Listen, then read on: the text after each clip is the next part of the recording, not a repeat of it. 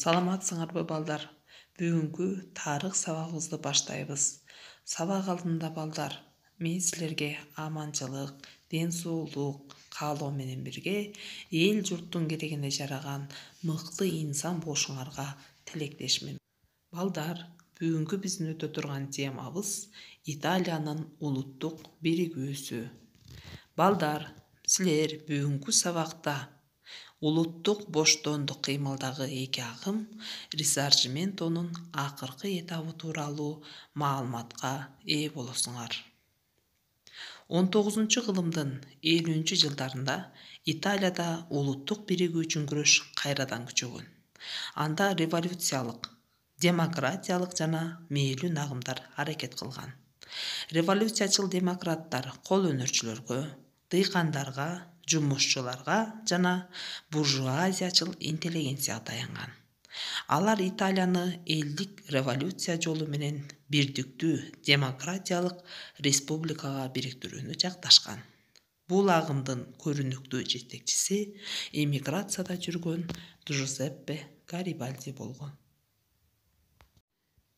Мээлүү агымга либерал помещиктер менен буржуазия жетекчилик кылган. Алар өлкөнү конституциялык монархияга бириктирүүнү каалашкан жана улуттук бириктирүү үчүн күрөшкө Сардиния королдугу жетекчилик кылат деп ишенишкен. Экономикалык жактан Италиянын алдыңкы бөлүгү болгон Пьемонтко таянган бул Сардиния королдугу өзүнүн экономикалык жана саясий абалын ошону менен бирге армияны күчөткөн. Ал Италиядагы конституциясы бар жалгыз мамлекет болгон. Мээлүндөр агымынын жетекчиси Камило Кавр болгон.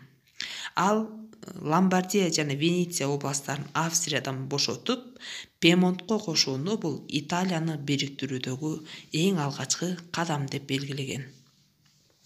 Бирок Сардиния королдугунун бул армиясы начар болгондуктан жеңе алмак эмес, эл массасын бул боштондук кыймыл үчүн күрөшкө көтөрүүдөн корккон дагы бул Кавр союздашты тыштан издеген.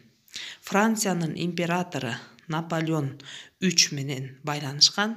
Ал 1858 жылы июнда француз курорту бул Пломбертте Наполеон 3 менен жашыруун келишим түзгөн. Анда бул Кавр Вена конгрессинин чечими менен Франциядан алынган Сайова жана Ницца провинцияларын кайтарып берүүнү убада берген.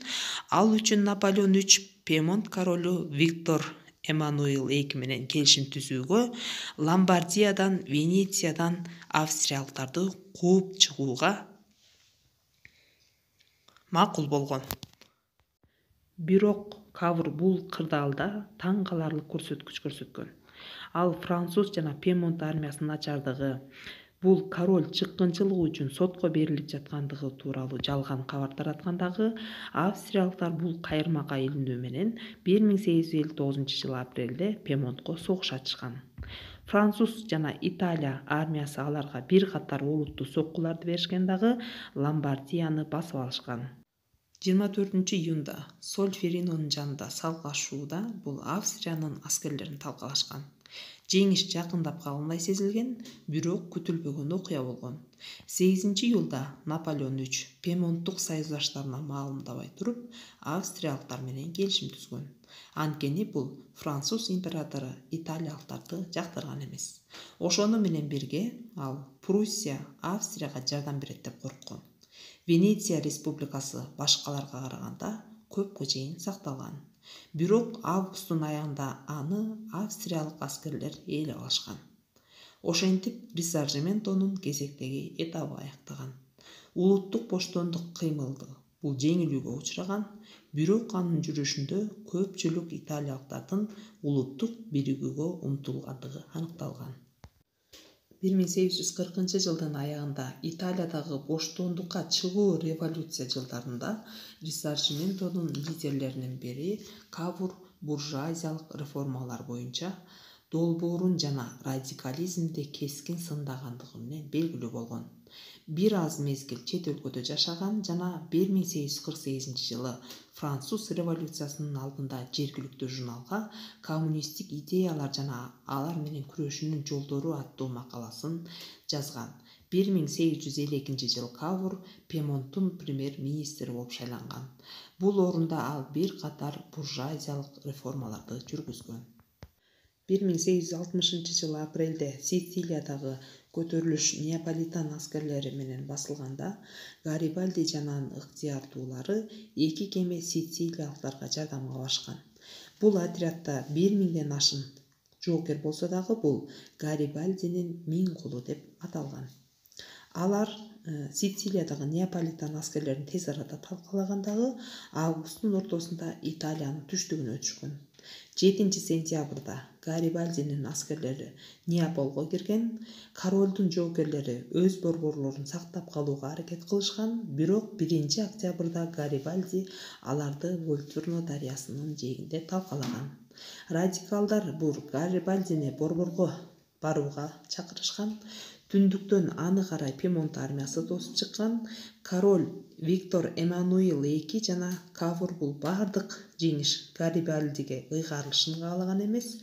Башында Мадини турган радикалдардын Италияны республика деп жарыялоону талап кылганына карабай, Гарибальди бардык бийликти Пьемонт королуна өткөрүп берет. 1861 февраль айында Туринде биринчи жалпы Италиялык парламент ачылган. Ал эми 17 мартта Виктор Эммануил бириккен Италиянын королу болуп дайындалган. Чындыгында бул өлкө толук бириктирилген эмес. Австриялыктар ээлеп алган Венеция областы, Рим борбору болгон Папа областы өзүнчө калган. 1866 Австрия-Пруссия согушунун жыйынтыгында Венеция Италияга кайтарылган. Ал эми 4 жылдан кийин кезек Римге жеткен. Мына ошентип 1870 20 сентябрда Италиянын биригиши аяктаган. Италия Европа мамлекеттеринин арасында азыркы татыктуу орунга чөөн эле ээ болгон эмес. 19-кылымдын экинчи жарымында улуттук биригүүдөн кийин гана өнүгүүгө жол ачылган.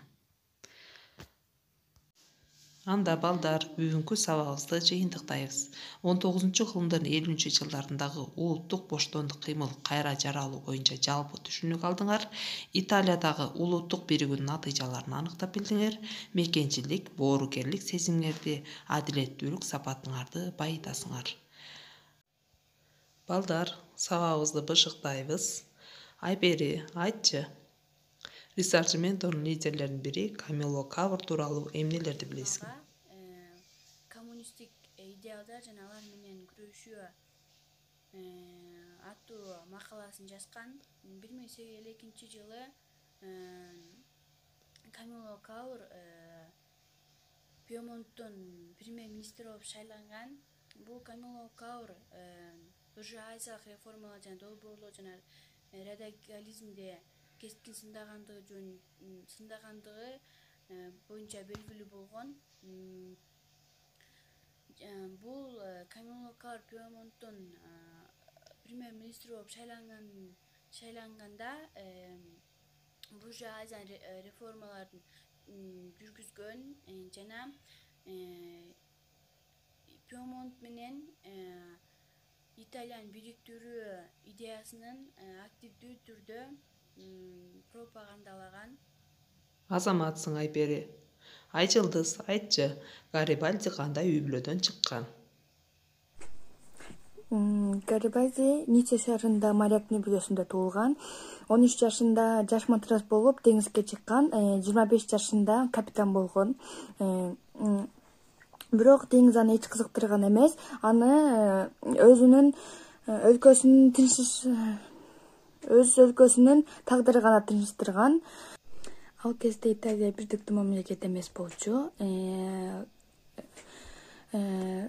Баскынчыларга каршы жашыруун көтөрүлүштөр уюштурулуп турган. Азаматсың Айжылдыз. Айтчан, Гарибальдини борборго барууга чакырган агым.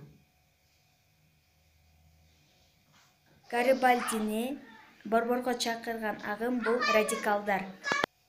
Туура, Азамат. Италиядагы конституциясы бар жалгыз королдук, төрөкан. Италияда конституциясы бар жалғыз корольдық бул Сардиния корольдугу. Азамат. Нурайым, Пьемонттун премьер-министри.